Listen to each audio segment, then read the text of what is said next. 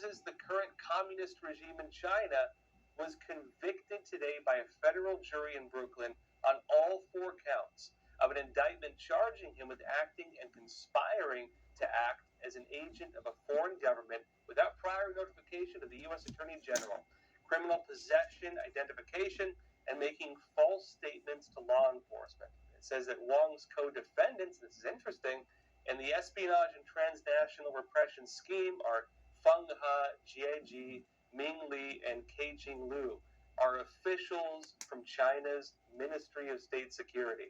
So they actually indicted in this several officials with the MSS, basically the CCP's equivalent of like a combination of the FBI and the CIA. One of the main intel branches of the Chinese Communist Party were just indicted in this.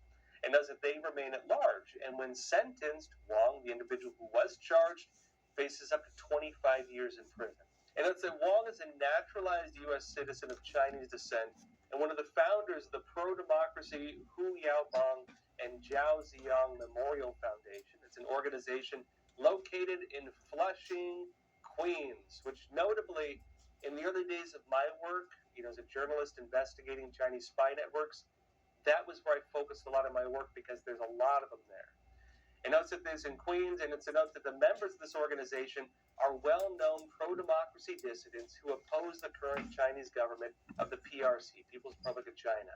But instead of promoting democracy in the PRC, Wong, this individual, at the direction of the PRC government, the CCP, right, of their officials, used his position within the Memorial Foundation and his status within the Chinese diaspora community to collect information about prominent activists, academics, and dissidents, and reported that information to the PRC government.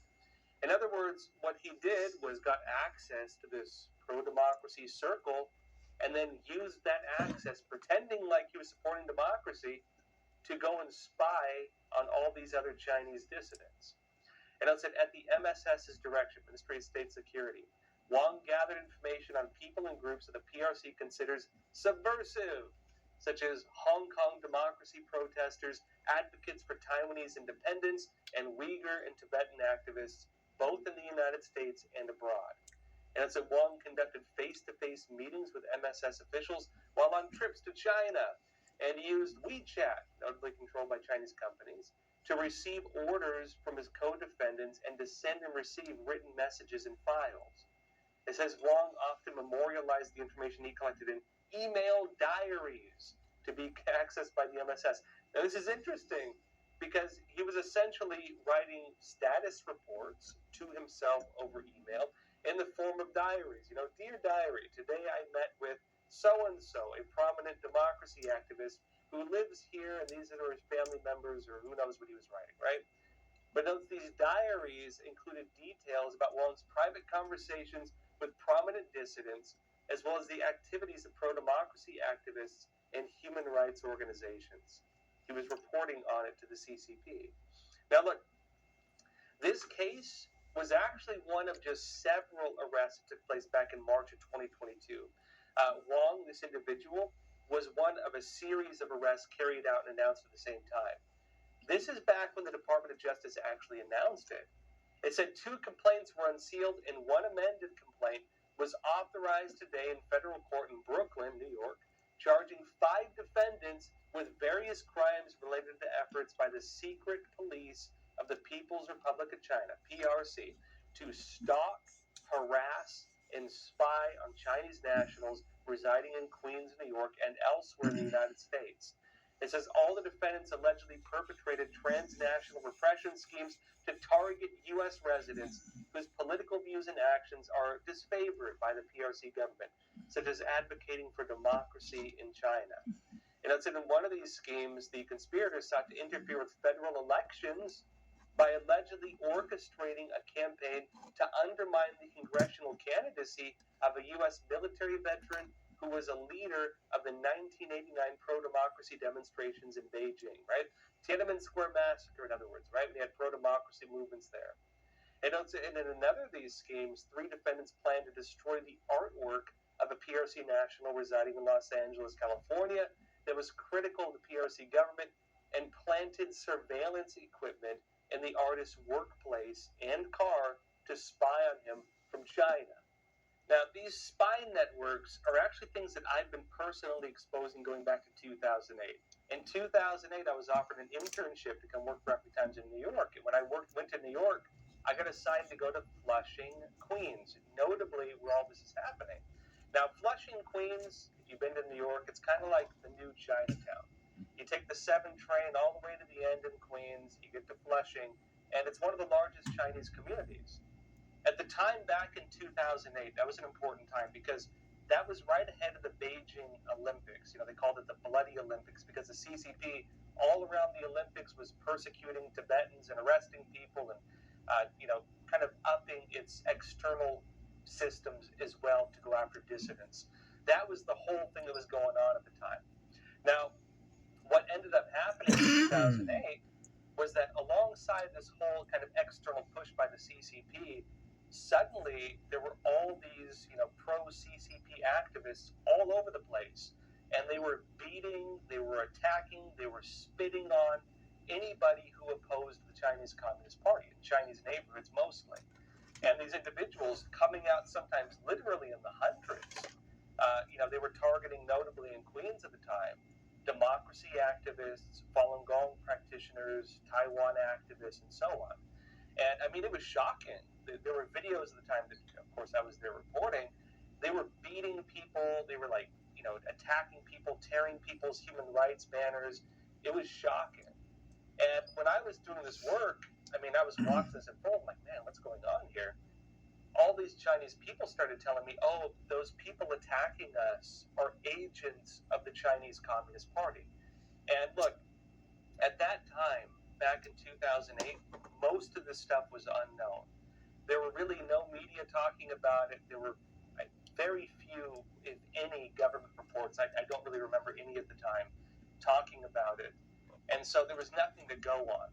I launched an investigation. Actually, my career as an investigative journalist started because of this. And what I ended up uncovering was what's called the United Front Work Department, which includes notably the networks of what people now know as these, secret Chinese police stations. They send agents to the Chinese consulates, right? So the Chinese consulate in New York, we found, in fact, we got a recording of the Chinese consul general admitting this. They were actually orchestrating these attacks. The Chinese consulate works as like a pseudo-government branch of the CCP, and they regard that as like the provincial government of whatever region they're in.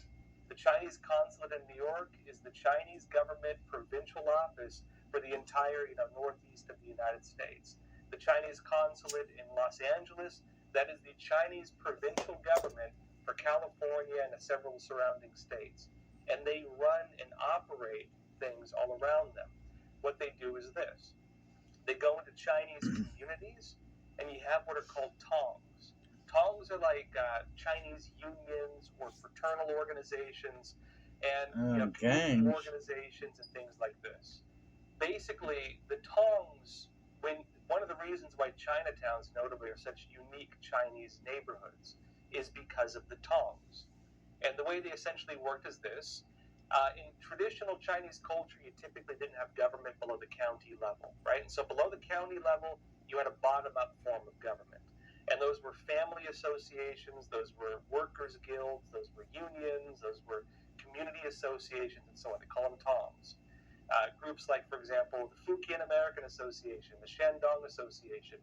They'll even have family name associations, of course, because you only have so many surnames in China, that unite people. And when people started immigrating to the West, the tongs oftentimes facilitated that. And so the snakeheads, the human traffickers, they also work with the tongs. The tongs have a legitimate side where, if your cousin needs a job, they can help him find a job. But they also have an illegitimate side where human trafficking, slave labor, illegal gambling, that kind of stuff. And so the Chinese mafias also work within the tongs. Not all of them, but some of them. And so what the CCP did was this. Through the United Front Work Department, a branch of the Chinese Communist Party, and then a side branch they have called the Overseas Chinese Affairs Office, they go to the Chinese consulates, then they do what they call liaison work. The Chinese military, mainly the political warfare branch of the propaganda department, provide the narratives to the Chinese agents to do what they call this liaison work. And so they'll send agents to all the Tongs, right? And they'll try to win over these Tongs with business deals, gifts for their family. They'll wine and dine them. They'll hold events. They'll bring them back to China. They'll help them open factories. They'll do import-export jobs and so on. They'll pour money into their Chinese business, and that's the way they funnel money to these Chinese agents, right? That's how they funnel money in, because Chinese businesses on the U.S. side, it's a black box. On their side, it's a black box. U.S. auditors, they can't get it. And so the CCP knows that, hey, just open up a Chinese factory. It doesn't have to produce anything, doesn't have to build anything. We'll pour in profits, you get money, and you work for us. And that's how it works. Now, these individuals, once they win a Tong working with the CCP, that gives them access to all the Tong members and both their legitimate and illegitimate businesses. So they get access, notably, if it's like a police union, to all the Chinese police workers part of that Tong.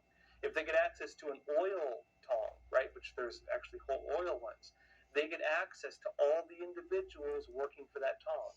If they get access to a student organization, like the Chinese student associations they have, the CSSAs, Chinese Student and Scholar Associations, they get access to all those students and also can follow them with Chinese agents as they work through their careers into parts of the U.S. government, politics, businesses, whatever.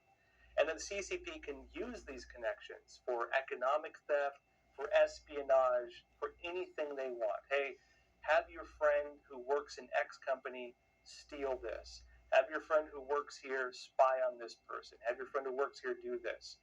They'll even try to push the careers of certain people to have them rise to the ranks so that they can get what they want. That is how the Tongs work. But they also have a secondary role, and notably, too, even within the criminal underworld, because a lot of the Tongs, again, as I mentioned, are tied to Chinese street gangs and mafia organizations, right? The triads, they call them. For example, in New York, one of the main Tongs that works with the Chinese Communist Party, the Fujian American Association, it was known in the past that the Fuqing Gang works under them. The Fuqing Gang is bigger than it's like one of the top 11 organized crime groups in the world. They're like one of the biggest mafia organizations in the world. They operate in New York. That organization, talking human traffickers, they did the Golden Venture human trafficking operation, notably, which is one of the biggest human trafficking operations ever uncovered. Off the coast of New York, notably, when this big human trafficking ship ran aground and people drowned and died. That's the kind of stuff they do. And so when the CCP gains access to them, they get the legitimate side and they get the illegitimate side. Slave labor, crime, everything. And the CCP uses this to subvert foreign countries. That's how they do it, right? Operated again through the Chinese consulates. The secondary branch I noted, though, is the one that would do a lot of what we're talking about here, monitoring Chinese dissidents and so on. A lot of that would be partly through the United Front, which establishes the network. But the monitoring and so on would take place typically through the Overseas Chinese Affairs Office. And what the Overseas Chinese Affairs Office does, which works almost in sync with the United Front, they're arguably, some people argue they're basically the same organization because they even share the same offices. They have databases on every single Chinese person. And they even have databases, notably, on second and third generation Chinese. They will monitor every single Chinese person, Chinese expat, Chinese immigrant, their children, their grandchildren. And they will, of course, watch who's speaking badly about the CCP, who's criticizing the CCP, and they'll use influence within this entire network to do everything they can to attack them, to follow them, to stalk them, to threaten them, the whole 9 yards. The U.S. Department of Justice has now convicted a Chinese spy in New York. Now, this individual, Su Jun Wang, who was known as a pro-democracy activist, was found to be providing information on Chinese dissidents to the Chinese Communist Party. A And spy notably, character. this case is similar to a lot of other cases that are right now being uncovered. The U.S. government and actually even in other countries and in the West, they're finally going after this stuff. And there have been a lot of cases recently where they're going after these individuals and they're arresting them. And notably, I should note, they're going after some of the kingpins. Because, the way they work, they have a lot of people who will do, the Chinese Communist Party they're talking about is like grain of sand type espionage. And the analogy you'll often hear in military and security circles is this. They say that if, let's say, for example, there's a spy operation, everybody's targeting a beach. They say that if the U.S. wants to monitor that beach, they'll have spy satellites and high-tech equipment and so on to monitor it. If the Russians want to do it, they'll send a couple of agents in the dead of night to go and, scoop up a bunch of sand and run off. If the Chinese Communist Party wants to spy on it, they'll send 1,000 people with blankets, and they'll go there, they'll throw their, blankets or towels down or whatever, and they'll carry it back, and then at the end they'll shake off that sand, and they will have collected more than any other agent. Because they use a tactic where every single person within that network just gets a little bit. They just steal a little bit, they just pressure a little bit, they just harass a little bit, they just act a little bit as a Chinese agent. They don't go all the way with it. But the collective form of that represents a massive, large-scale operation that undermines the country and represents, in my opinion, the biggest threat this country faces. Subversion and the whole 9 yards with that. Now, on some of the other cases now that are finally being, carried out, there's another one just recently as well. The Department of Justice said this: an indictment was unsealed today, this is just recently as well, charging Ping Li, 59, of Wesley Chapel, Florida, with conspiring to act as an agent of the People's Republic of China, PRC, without notification to the Attorney General, and with acting as an agent of the PRC without notification to the Attorney General. If convicted, it says, Li faces a maximum penalty of 15 years in prison. Further, it states the indictment alleges that Li was a U.S. citizen who immigrated to the United States from PRC, from China. At various times, it says Li worked for a major U.S. telecommunications company and an international information technology company. From as early as 2012, Li allegedly served as a cooperative contact working at the direction of officers of the MSS, Ministry of State Security. Again, kind of like the CCP's combination of like an FBI, CIA, but working for an evil communist regime, right? And it says he did this to obtain information of interest to the PRC government.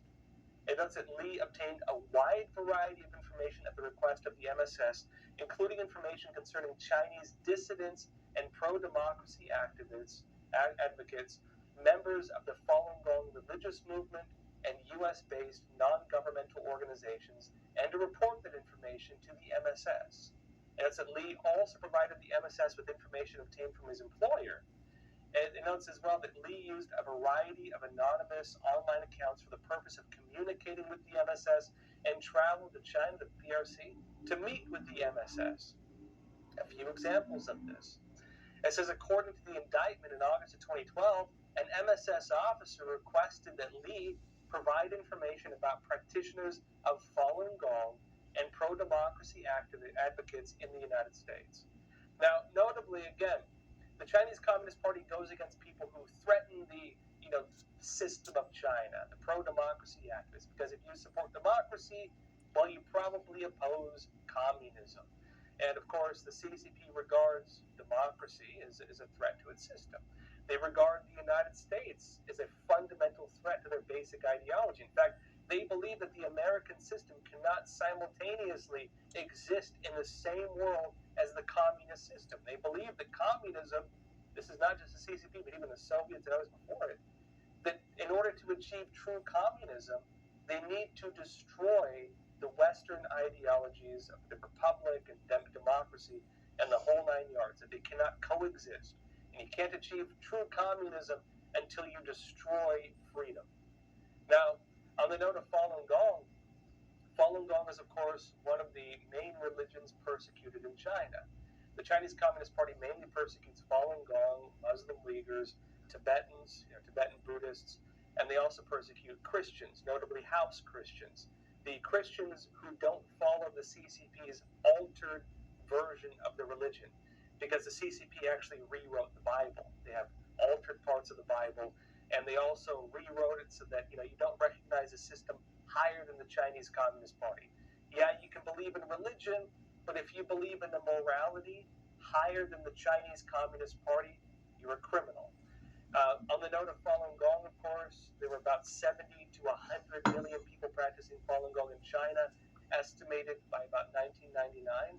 The Chinese Communist Party declared it was a threat to the atheistic rule of the Communist Party, because what Falun Gong represented was a moral reawakening in China. It was a Qigong practice, kind of like Tai Chi, right? You see people doing slow movements in the parks in the morning. And what they taught, what they believed in, was the fundamental values of truthfulness, compassion, and forbearance, trying to be a good person. The problem with the Chinese Communist Party is that the values of being honest and kind and forbearant, those undermine the basic system of the Chinese Communist Party, which teaches to struggle against people and to struggle against heaven. And so when people were trying to have, this practice of refining their inner character, and notably even, just becoming better people, the CCP declared that was a threat to their system. Notably as well because there were too many of them, 100 million. And so what did they do? Jiang Zemin, the head of the Chinese Communist Party at the time, said eradicate them. He said destroy their reputations, destroy them physically, bankrupt them. The CCP carried out a massive movement to arrest, kill, torture, harvest their organs, enslave them. They have re-education through labor. And that is what is still taking place in China. And then what happened? Well, the CCP never had a reason to do it. They fabricated reason, right? They used fake news and so on. They made up cases. Those cases got exposed as being fake. And when the Chinese Communist Party could no longer justify that, hey, we persecuted one out of every 15 or 14 people in the country who had family members and grandmas and kids and so on, they couldn't justify it. And so the CCP is terrified that the truth of what it did is going to get out. And so anybody talking about human rights in China, anybody exposing what the CCP did, the CCP regards them as a threat to its survival. Well, everyone, that's all for tonight. Thank you for joining us. And as always, please take care of yourselves, stay informed, and stay free.